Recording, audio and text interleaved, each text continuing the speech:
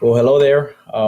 This PowerPoint is to show us a little bit about paraphrasing, summarizing, and quoting. My name is Mauro Tijerina.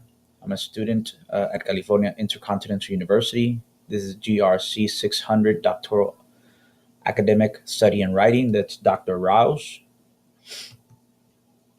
And let's get it going. Well, first, we'll be talking about paraphrasing. So, how to paraphrase. The things that they recommend out there is to read the text, make sure to put it somewhere you can't see it and work on it. Start writing the ideas in your own words.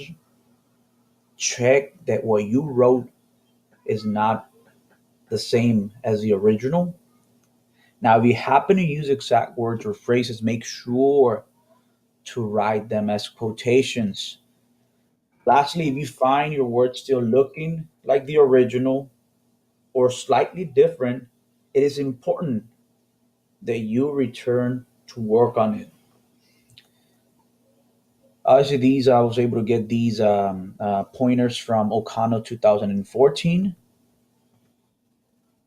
Now, my paraphrasing example, this is the original text, and it reads: Economists would say that a college degree is partly a signaling device. It shows not that its holder has learned something, but rather that he is the kind of person who could learn something.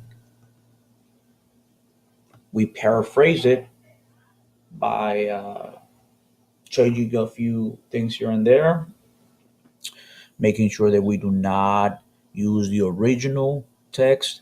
And remember, like I mentioned earlier, if you use the same words or phrases, then we got to go back to work on it. Now, my paraphrase excerpt reads as follows: Experts, obviously referring to the economist, in the field argue that a diploma serves merely as an opportunity for companies to know not that we have achieved, but on the contrary, that we have the potential to achieve. Caldwell, as cited in SPAT 2016, page 214. So that's my brief example of paraphrasing. Next, we have summarizing. So these are quick pointers on how to summarize. Read your source, write down a couple of words and ideas. Make sure to put it somewhere you can see it and work on it, just like we did with the paraphrasing. In your own words, write down the main ideas. Do not include your opinion in the summary. Check the summary against the original. If you use exact words or phrases, make sure to put them in quotation marks. That's imperative, guys. Now, if we can narrow it down more, do so. If you can get rid of useless details and information, do so. Obviously, I got these pointers from Okano 2014. Now, a couple of other pointers I was able to get from SPAT 2011 are as follows. The summary must be complete. I'm sorry, must be a complete recap of the main points. So by that, the SPAT refers to us reviewing all our notes and include um, in our summary all those ideas that are important to the author's development of the idea. I'm sorry, of the thesis. The next point is the summary should be short and to the point. So do not repeat points listed in your list, even if the author restates the same points. So the summary should be significantly shorter than the source. Next point, the summary should be clear. In other words, it should make sense as a paragraph in its own right. Do not take it directly from the list of notes, making it look like a list of sentences that happen to be all bunched up together, tied together. Remember, um, um, we want to make them look legit. So we want to make that paragraph stand on its own. The next point is the summary must be free from any opinion or biases. So by that, SPAT is recommending us to not imitate or identify ourselves with the author. Rather, maintain your own voice throughout the summary And at times, even when jotting down notes, we can go further by using our own words. Do not introduce any of your comments or criticism, and be clear when summarizing.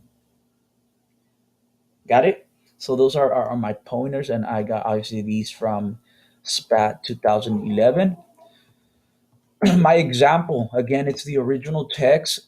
Economists would say that a college degree is partly a signaling device. It shows not that its holder has learned something, but rather that he is the kind of person who could learn something. My summarized version, according to Caldwell, as cited in SPAT 2011, experts stated that a post higher education lets employers know that potential employees can achieve. So again, if you refer to the point, it's concise. It goes to the point. It's shorter than the original text. So obviously, it takes practice. I'm practicing as well, but it doesn't hurt to read on SPAT. Go online and go to the sources. There's a repertoire of sources that gives us opportunities to learn more about how to master these skills. The next one is quoting. Reasons to quote. It gives substance to your argument. It provides authenticity to your arguments. I'm sorry, it gives substance to your arguments, but it also gives substance to comment on a quotation and to distance yourself from the quotation. I got this from Okano 2014. My example, again, it's the same original text I've been using for the previous skills.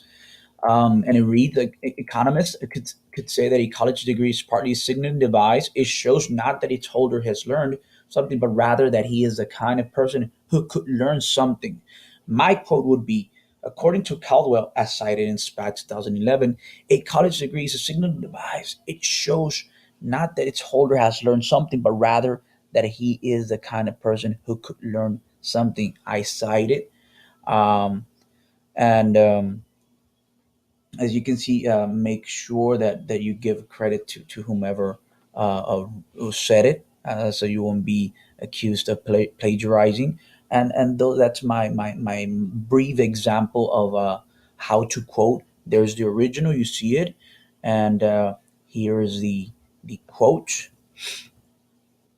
My references, I got Okano and Spat. I hope you guys enjoyed it. Um, Thank you.